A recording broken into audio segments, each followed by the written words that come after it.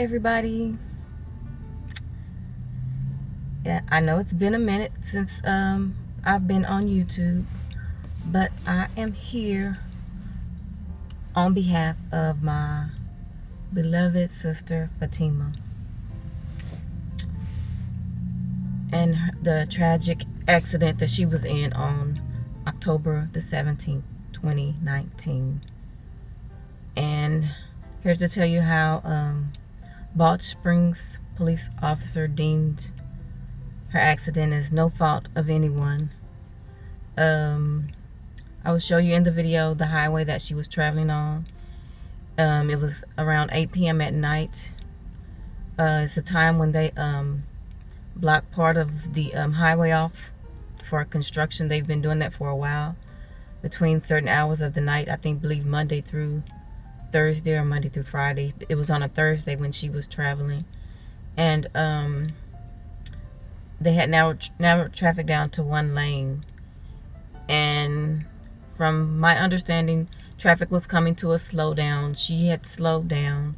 The car, the truck behind her, a black GMC truck, rammed into the back of her, came almost completely through her trunk, and her spine was almost broken into, is what the doctor said.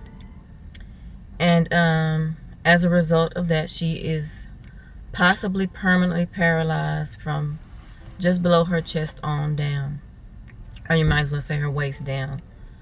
She does have feeling in her arms, her neck, her head.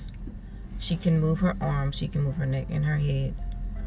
But what baffled me was when the police officer that did the report came to the hospital. He came to my sister's hospital room, saw my sister lying in the bed. He was standing in front of her hospital bed, and he was telling me about the accident because my sister didn't know what happened. All she knew was that she had been hit from behind, and she was able to call me and tell me that she was in an accident. And after that, I guess a witness or a bystander or someone that was there took her phone and told me the location to where she was at. By the time I got to the location, traffic was at a standstill. I couldn't get to her quick enough. While I was sitting in traffic on the freeway that she was on, I couldn't do anything but sit there. I saw a helicopter going up in the sky.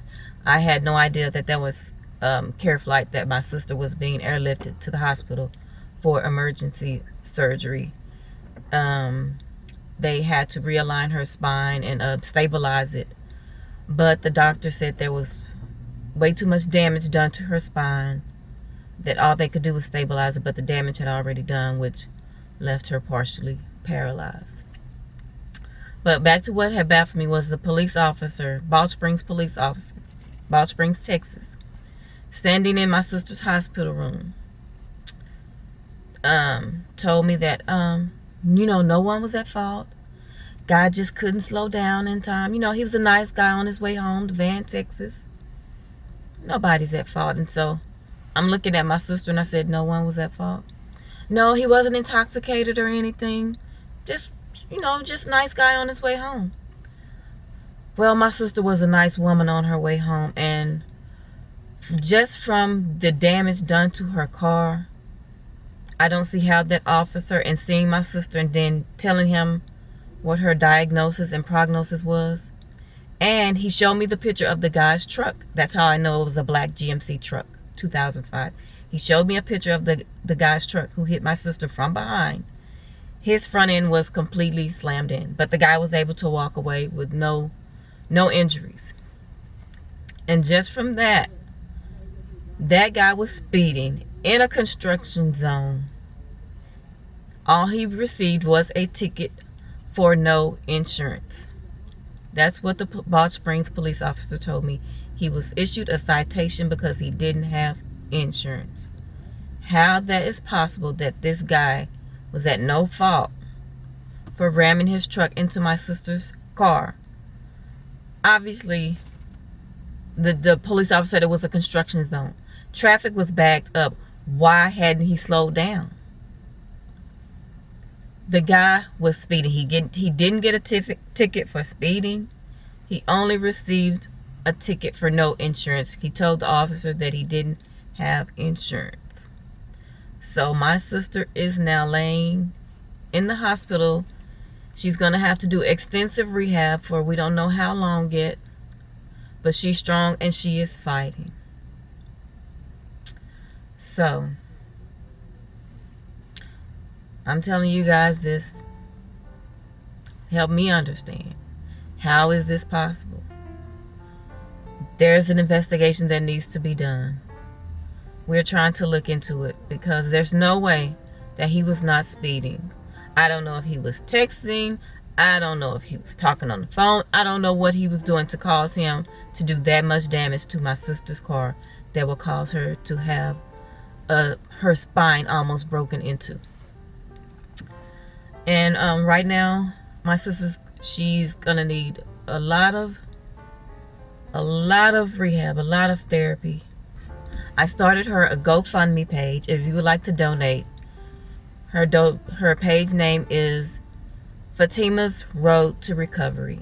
If you would like to donate, no donation is too small. Whatever you can is appreciated. Donations, prayers, well wishes.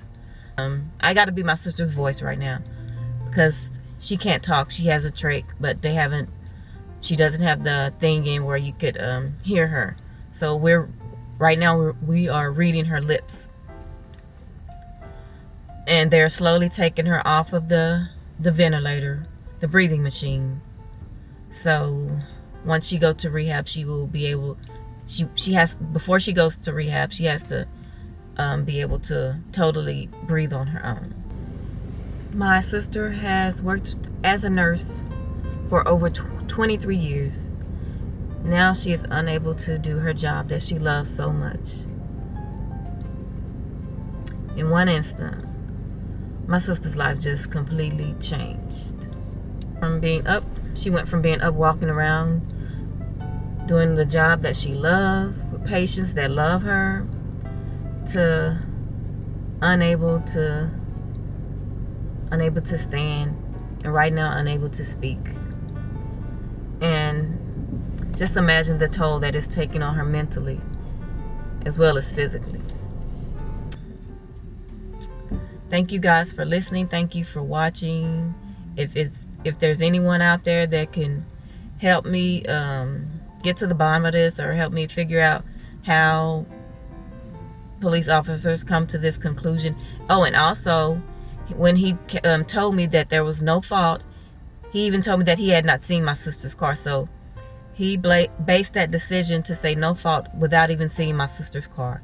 And I will put pictures of my sister's car in this video. So thank you guys for watching. Hope to check back with you soon with an update on my sister. And she told me that it was okay to do a video vlog journey of her recovery. So thank you guys for watching. Please keep her in your thoughts, my sister Fatima, in your thoughts and prayers.